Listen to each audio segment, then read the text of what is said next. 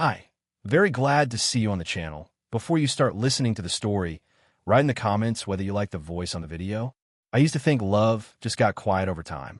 That maybe the long silences, the quick eye rolls, the little sighs between words were all part of what happened when people stayed married long enough. I told myself that. A lot. Especially when Laura would make one of her little jokes at my expense during dinner with friends, or when her family gave me that sideways look after she'd throw in a harmless jab about me being home too much. I'm a stay-at-home dad. 2 kids. Full-time commitment. While Laura chased career highs, I handled scraped knees, made lunches with cartoon toothpicks, and memorized the grocery layout like it was a second language. I was proud of that once. Thought she was too. But somewhere along the way, she stopped seeing what I did as valuable. Stopped seeing me as valuable. Must be nice to take naps while the rest of us work, she'd say in front of her sister. Or, he's basically retired. You know, he gets overwhelmed when the laundry piles up. Always with a laugh. Always with a smile to soften the blow. But every time she said it, something inside me pulled back like a dog that had been swatted one too many times. I started second-guessing myself. Was I really pulling my weight? Was I too soft? Then came a family barbecue. Her dad was turning 70, and the whole extended crew showed up. Uncles, cousins, the works. Laura was in rare form, buzzing from too many mimosas and the thrill of being center stage. I was manning the grill, making sure the burgers weren't burning, while keeping our youngest from diving headfirst into the sprinkler. I caught a moment of her talking with her cousins on the patio. They were laughing. I smiled, glad she was having fun. That's when I heard it. I swear, it's like I have a third child instead of a husband. He gets a gold star if he folds towels right. The laughter erupted. Loud. Clear. Not one of them tried to hide it. I turned back to the grill, the spatula trembling slightly in my hand. It wasn't the first time, but something about that moment broke something I hadn't realized was even close to cracking. Later, while everyone else was inside singing happy birthday, I stepped out to the back fence. I stared at the horizon for a long time, trying to breathe through the knot in my chest. The smoke from the grill lingered on my clothes, but it was the words that clung to me. When Laura came outside to get me, I didn't speak. She handed me a plate. "You okay?" I nodded once. "You're not still upset about earlier, are you?" she asked, half laughing. I looked at her. "Why do you always do that?" She blinked. "Do what?" "Turn everything I do into a joke. Like I'm not actually doing the work. It's just teasing, Ryan. You're being sensitive." "I don't think I am." The way her face tightened told me everything. She didn't expect pushback. Not from me. "You really want to have this conversation now?" "No," I said. "I wanted to have it years ago, but you kept laughing through it." She turned and walked away, shaking her head. Unbelievable. I watched her go. Part of me wanted to chase her, to fix it like I always did. But another part, the one that had stayed quiet through every dig, every shrug, every brush off, it finally said enough. Something had changed, and no amount of laughter was going to cover it up this time. After the barbecue, something inside me stayed unsettled. I went through the motions like always, getting the kids ready in the morning, cleaning up after breakfast, replying to school emails, running laundry, but every word she'd said on that patio looped in my head like a track I couldn't shut off. I folded the towels like I always did, stacked them perfectly, but all I heard was her voice, laughing while she made me sound like a punchline. That night, she came to bed late, smelling faintly of white wine and outdoor air. She slid into the sheets like nothing happened, like I hadn't stood in the dark, questioning if I'd become invisible in my own marriage. I didn't say anything. Neither did she. Maybe that was the problem. We'd stopped saying the things that mattered and kept repeating the things that hurt. The next week we met up with some old friend for dinner. A couple we used to travel with before kids, before her job became everything, before I became someone who managed bedtime routines while she networked. The restaurant was one of those trendy downtown spots with exposed brick walls and dim lighting that made everything feel cooler than it really was. I wore a shirt I hadn't touched in months, one Laura used to say brought out my eyes. She didn't say anything when she saw me, just scrolled through her phone, waiting for the Uber. When we got to the restaurant, conversation flowed easily enough at first. Stories about vacations, updates on kids, polite laughs. But slowly, I felt it happening again.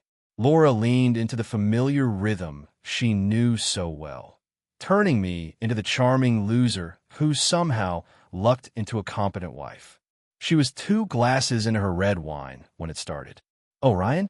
He's the king of unfinished projects. Our garage looks like a Pinterest board that gave up." They laughed. I smiled tightly. "And the grill? He once tried to upgrade it himself. We ate charred corn and takeout for a week."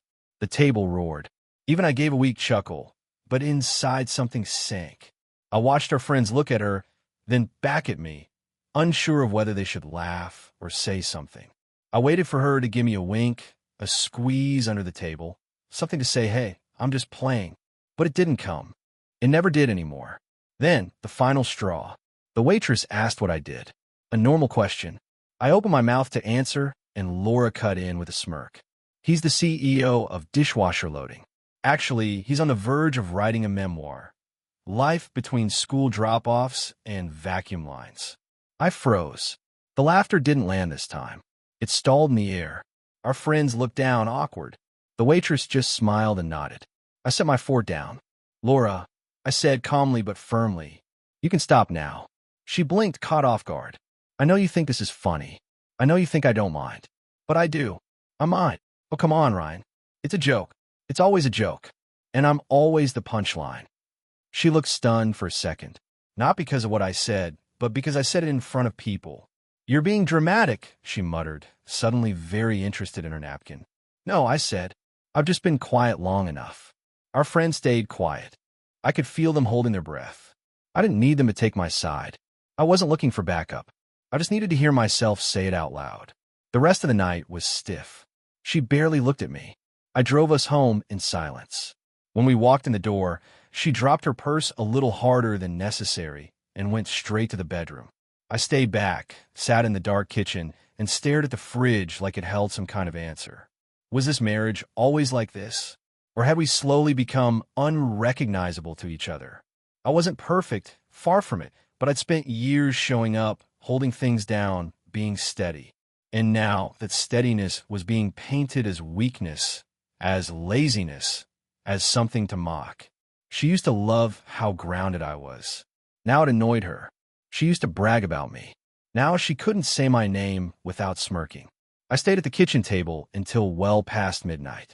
Not because I was waiting for her to come out, but because I knew even if she did, she wouldn't say what I needed to hear. That night, I made myself a quiet promise. The next time she tried to make me feel small, I'd remind her I was still standing. It's amazing how fast you start noticing patterns once your gut stops trusting everything you hear. I used to think Laura just needed space, that her silence or sarcasm were signs of burnout. That maybe if I stepped up a little more, made things smoother, she'd meet me halfway again. But over time, I started to notice it wasn't effort she was lacking. It was interest.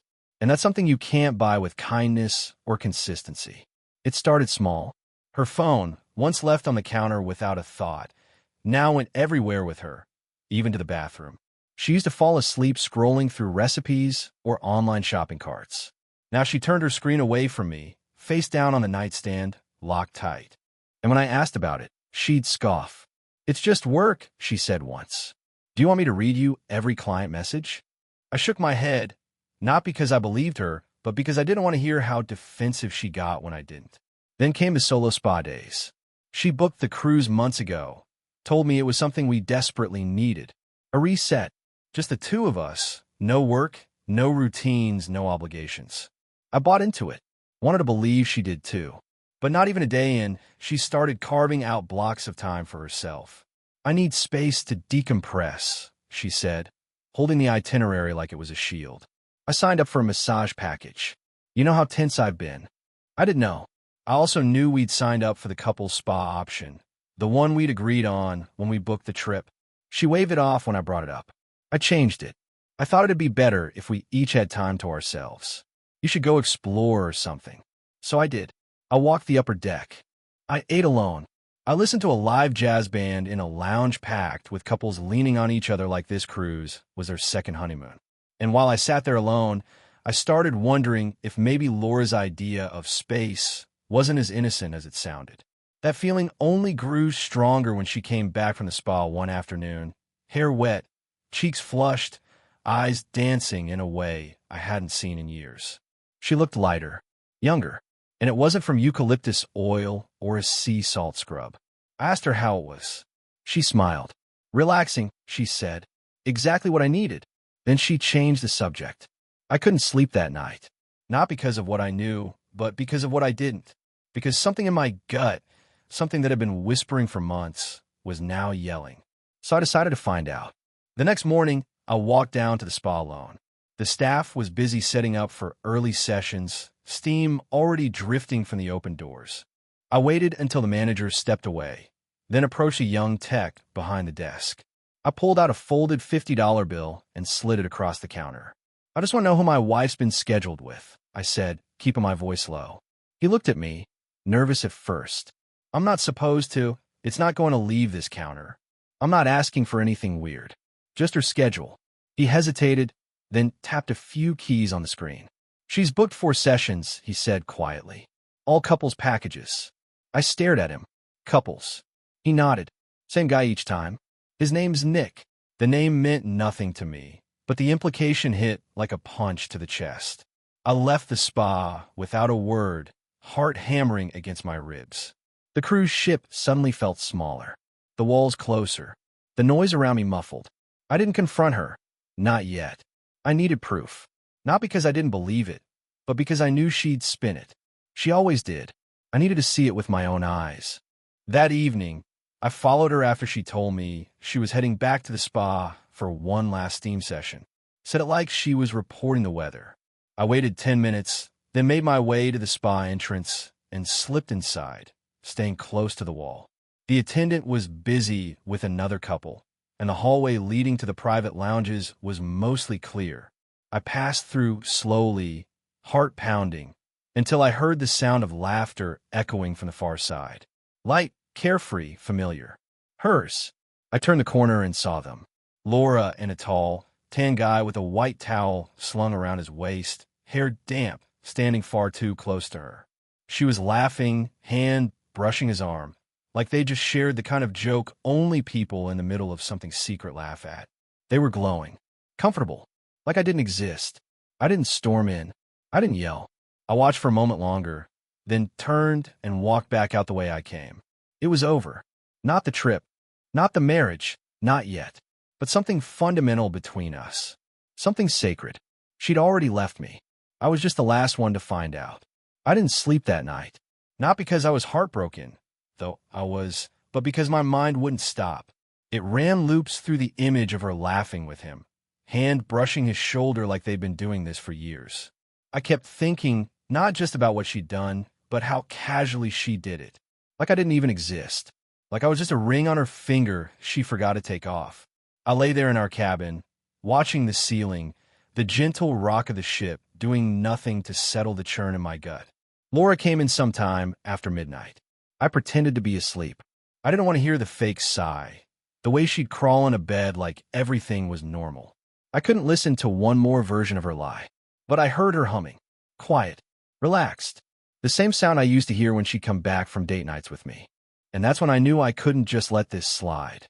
I couldn't confront her and get trapped in some emotional dodgeball match where every question got flipped back on me. I needed to stay quiet. I needed to play along. And then I needed to end it on my terms. The next morning, I acted like nothing had happened. I offered her coffee, asked if she wanted breakfast on the upper deck. She blinked like she didn't expect me to be so calm. That was part of the plan.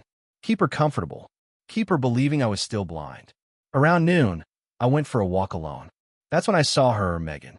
She was standing by the railing, sunglasses on, flipping through a paperback like she wasn't even on a cruise. I'd seen her a few times before in passing. Once on the sun deck. Once by the bar. There was something steady about her. Unbothered. She wasn't here for the show. She was here for herself. You look like someone who didn't pay extra for the drama package, I said, coming up beside her. She looked over, smiled faintly. Is it that obvious? I've been watching the reruns for a week. Figured I'd step out. Let me guess, she said, closing her book. Your +1 came with someone else. I blinked. She wasn't wrong. Yours too. Dumped me on day 2, she said. Met a yoga instructor. Apparently, I don't stretch enough. I laughed, and for the first time in days, it felt real. We talked for an hour. About nothing. About everything. No pressure. No history. Just two people leaning over a railing, letting the ocean swallow everything they didn't say. She was smart. Funny in a quiet way. Didn't ask too many questions. Just listened. Later that evening, I upgraded my cruise experience. Literally. I walked down to the front desk and asked about VIP options. Got myself access to the private deck, the adult-only pool, premium dining. Every add-on Laura had once said was a waste of money. It wasn't about luxury. It was about ownership. I was claiming something for myself. And I invited Megan. She showed up in a blue sundress, hair tied back, confidence in her walk like she'd been waiting to shake off her own betrayal too. We sipped cocktails by the private pool, traded more stories. Somewhere between the second drink and her teasing me for not knowing the difference between sea bass and halibut, I realized I hadn't thought about Laura in 2 hours. By midnight, we were alone in the moonlight. The pool was warm, quiet. No cameras, no noise. Just water, breeze, and two people shedding the weight of people who didn't know what they had. We laughed more than we said anything important. But somehow that was enough. I didn't tell her everything. Not yet. But she knew enough. Knew I wasn't running from something. I was waking up from it. The next day, Laura tried to talk. Said she'd booked us dinner at the farewell banquet. That she wanted to end the trip right. I nodded. Smiled. Told her I'd see her there. What she didn't know was Megan had borrowed my hoodie the night before. And she still had it when we walked into the dining hall together. Late enough to make an entrance. Early enough to find a seat Laura had saved next to mine. Laura's eyes locked on Megan first. Then the hoodie. Then me. Megan leaned in and kissed my cheek. Sleep well, babe. The entire table froze. Forks hovered midair. Glasses paused inches from lips. Someone cleared their throat. I turned to Laura. Held my champagne like it weighed nothing. To the woman who showed me exactly what I don't want. And the one who reminded me I can still choose better. Laura didn't speak. Her face turned crimson, then pale. I didn't care. For the first time in years, I was standing on my own. Laura didn't come back to the cabin that night. I expected that. After the farewell dinner, after Megan's kiss and my toast, there wasn't much left for her to say. She stayed at the table for another minute or two, jaw tight, blinking hard like she was fighting to keep herself from exploding. But the silence around her was louder than anything she could have said. The table had gone completely still. Not one person dare move their chair or take a sip. The kind of tension you don't want to be part of, but can't stop watching. Megan stayed calm, like she'd done this before or just didn't care. But I knew better. She cared, just not about Laura's opinion. That made all the difference. I left first, not in anger, not even for show. I just didn't need to be there anymore. Megan followed me out, no hurry in her steps. She slipped her hand into mine once we hit the hallway, and I didn't pull away. We walked the deck under string lights and a soft breeze, like we were the only two people on the ship. It wasn't about revenge anymore. That moment had passed. This was something else. Peace, maybe, or at the beginning of it. When we reached my cabin, Megan handed me my hoodie back with a grin. You've officially created the most awkward dinner table in cruise history. I smiled. Worth it. Regret any of it. I shook my head. I should have done it sooner. She kissed me once, soft and slow, then whispered, sleep well, champ, before turning toward her own room. I watched her go, then stepped inside my cabin and leaned against the closed door, letting the stillness settle around me like a blanket I hadn't earned in years.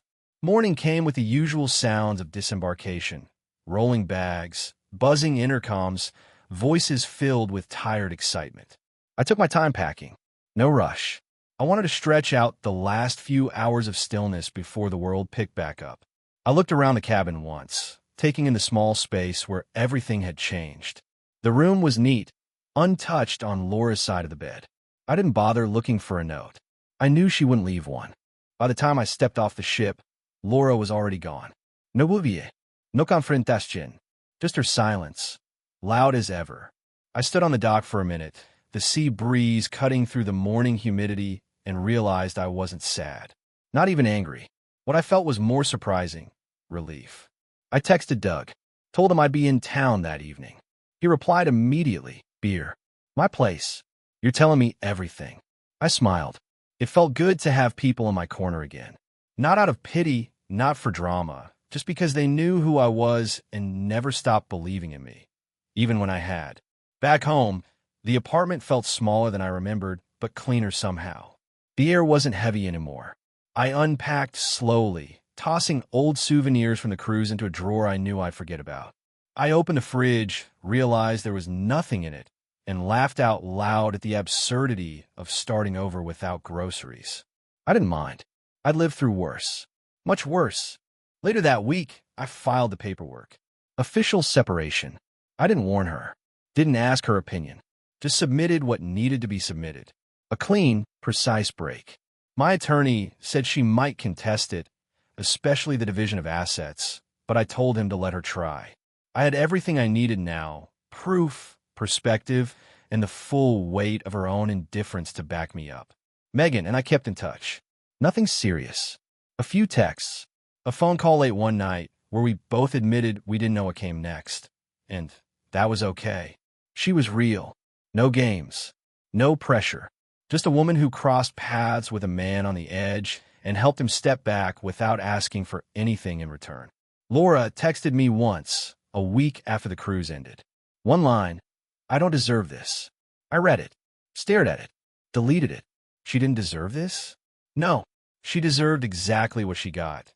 The mirror held up, the curtain pulled back, the spotlight shining in the one place she thought would stay dark. The difference between us was simple. I loved with both hands open. She held back, waiting to see if there was someone better coming around the corner. She found him, for a few spa sessions, anyway. But I found something else. Myself. And this time, I wasn't letting go. I didn't expect the silence after the cruise to feel so loud. The first few days back were oddly still, like the world hadn't caught up with everything that had changed inside me. There was no yelling, no confrontation, no apology email waiting in my inbox. Just regular life, moving forward like it always does. The kids were with Laura for the week, which meant the apartment was mine, completely, finally mine. For the first time in years, I wasn't adjusting my energy to fit someone else's mood or waiting for tension to blow over like a summer storm. I could breathe again. But even in the calm, the echoes lingered. I catch myself walking into a room expecting criticism, folding laundry while bracing for a sarcastic comment, cooking dinner and looking over my shoulder like I'd hear her voice undercutting me, like it had for so long. But there was nothing, just the sound of a quiet pan sizzling, the occasional honk from traffic outside, and the weight of an apartment no longer filled with eggshells. I went through old things, stuff I hadn't touched in years, closet drawers filled with keepsakes I once thought were sacred, birthday cards with her name on them, save for reasons I couldn't remember, notes she used to leave when we still believed in each other. I tossed them all, not in anger, just clarity. I didn't need memories wrapped in guilt and dust. I didn't need anything that made me question whether what I gave was ever enough. Doug came by that Friday. He brought pizza and a six-pack like we were college roommates again. We sat on the couch with our shoes off, boxes open on a coffee table, half laughing at how pathetic and liberating it felt to have no one to impress. "She still calling you?" he asked. I nodded. Texted yesterday. Just a question about the kids' dentist appointments. Nothing personal. Mine sent a playlist, he said, rolling his eyes. A full playlist. Like sad, acoustic songs were going to make me forget she blew up our marriage in a steam room. I laughed harder than I had in weeks. "Did you listen to it?" I asked. "Hell no," he said, raising his beer. "I made my own playlist. It's just 2 hours of silence and peace." I nodded, clinking bottles. Sounds like a chart topper. We didn't talk much after that. We didn't have to. There's something about betrayal that bonds you to people in a strange way. Not over pain, but over perspective. He got it. I got it. No explanations needed.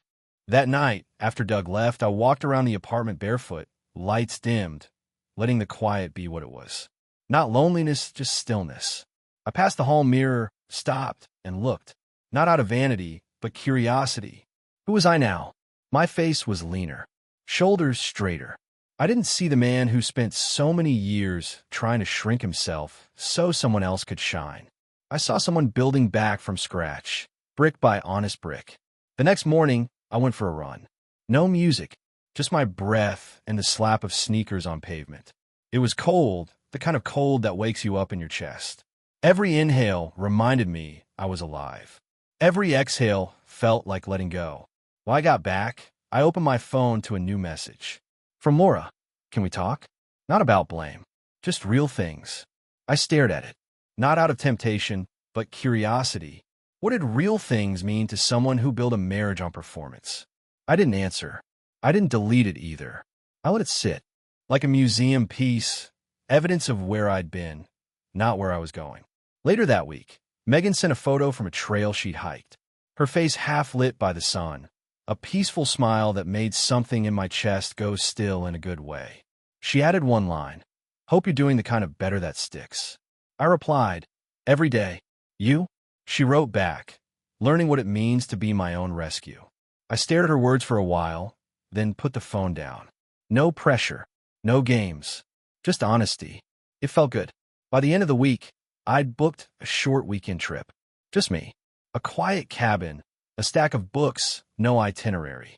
I told no one except Doug, who immediately said, "Pack snacks or you'll come back feral." It wasn't a running away trip. It was a returning to self trip.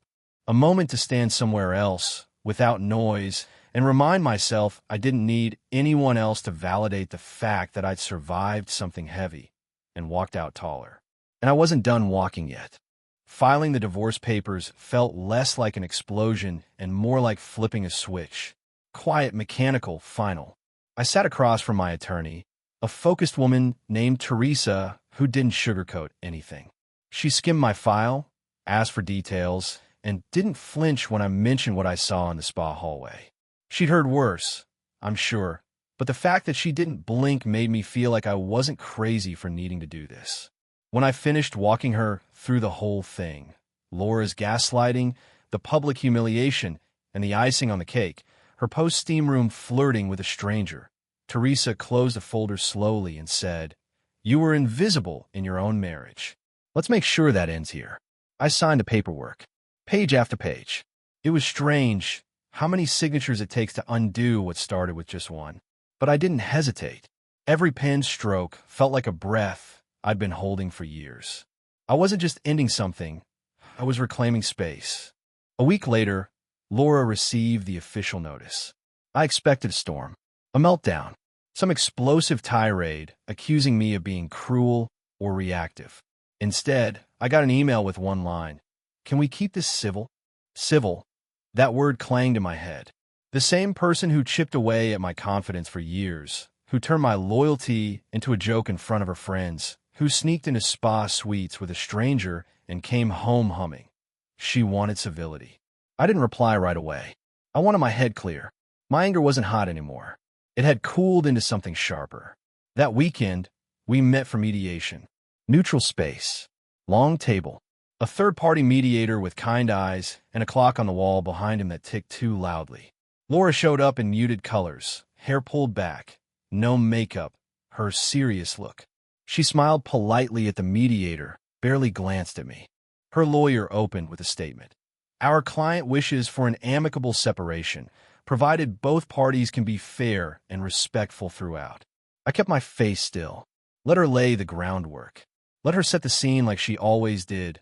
Me, the overly emotional husband who suddenly snapped for no reason. Then Teresa slid the folder across the table. Inside, printouts, photos, cruise records, screenshots of my spa inquiry. I didn't need to embellish. I just needed the facts. Laura's lawyer shifted. The mediator looked down, eyebrows lifting ever so slightly. Laura's expression didn't break, but her posture did. Her shoulders shrank just enough for me to notice. The air changed. Teresa leaned in. "Ryan isn't interested in dragging this out. But if you're going to come to the table with a rewritten version of reality, we'll be forced to present the truth in full. Publicly, if necessary." Laura looked at me then. Not the way she used to when she was sizing me up or trying to control the tone of a room. She looked at me like she wasn't sure who I was anymore. I met her eyes. Steady. We could be civil, I said, but not dishonest. We took a recess after that. I walked outside while Teresa stayed behind to field follow-ups. The sky was overcast, but I didn't mind. I stood beneath a gray patch of clouds, breathed deep, and realized I hadn't once felt nervous in that room. Not even when the photos came out. That used to be my biggest fear, that exposing the truth would make me look weak. But now I saw it clearly. Silence had been the real weakness. I'd worn it like armor for too long, thinking it made me noble. All it did was keep me in the shadows. When we returned to the table, Laura's lawyer agreed to revise terms. No alimony. We'd split joint accounts cleanly. She would keep the car, I'd keep the apartment. We both wanted what was fair on paper, but only one of us was honest about what got us there. After the paperwork was reviewed, Laura spoke directly. I didn't expect you to change so fast, she said quietly. I didn't, I replied. I just stopped hiding. She nodded, but there was no warmth in it. Just recognition, maybe even regret, but I didn't need it anymore. A week later, everything was filed. Official. Over. Doug took me out for burgers that night. Said it was my freedom meal. So, he said over fries, how's it feel to not be married to a woman who calls your life a joke? I smiled, like breathing after holding it for 5 years. He raised his glass. To full lungs and clear minds. I clinked his glass. To knowing better and not ignoring it this time. When I got home, I looked around my apartment like it was the first time I'd seen it. Clean, quiet, peaceful. There were still things to rebuild. But for the first time in years, I wasn't rebuilding alone. It's strange how quickly your life can get quieter when the wrong person stops talking. After the divorce was finalized, the air in my apartment felt different. Not lighter in a magical, fairy tale way, just honest. There was no more second-guessing what mood I'd walk into, no unspoken tension thickening the room like smoke. Just me, in a space that finally felt like mine.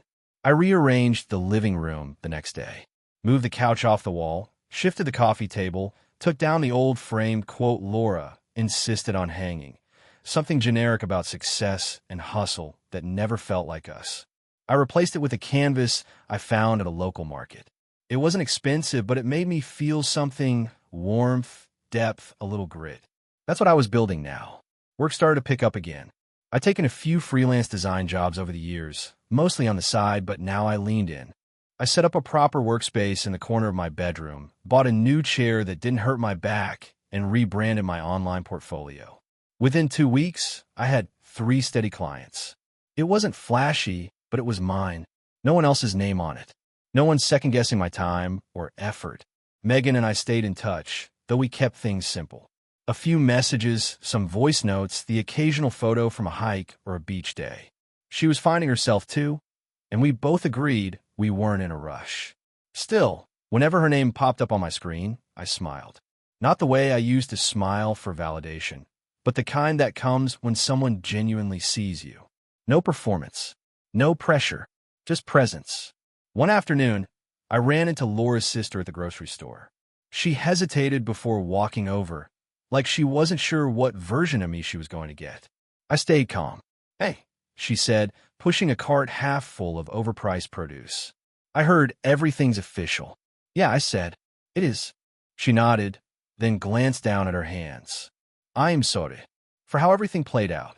I didn't know it got that bad. You weren't supposed to, I said. Laura made sure of that. She looked like she wanted to say more, but didn't. Instead, she asked, how are you doing, really? I'm good, I said. And for the first time, I didn't feel the need to dress that answer up. A few days later, Doug called. He sounded half drunk, half excited. You won't believe who just posted a sob story online. I already knew. Let me guess. Yup, your ex full essay. Said you gave up too early, didn't fight for the marriage, that you embarrassed her to win the breakup. I laughed, not because it was funny, but because it was predictable. She always needed an audience. Doug grunted. You want me to say something? No, I said. Let her tell whatever story she needs. The people who know the truth don't need to hear mine online. It hit me later that night, how little I needed revenge anymore. The anger that once felt sharp and hot had cooled into something clearer. I didn't need to prove anything to anyone.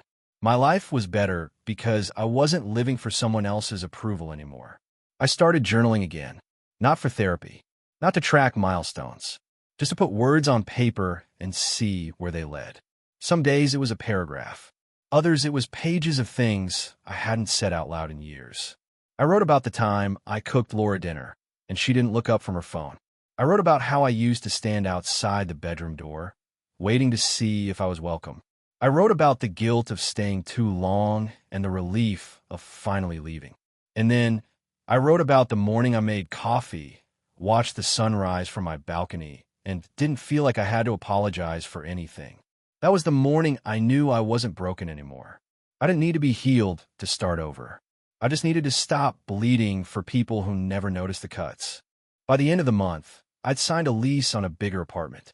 Nothing fancy, but it had sunlight in the kitchen and enough space for the kids when they stayed over. They loved it, said it felt cooler than Mom's place, and I didn't even ask why. I let them settle in, make a mess of the second bedroom, cover the fridge with drawings. It felt real. Lived in. Home. Laura still popped up now and then. A comment.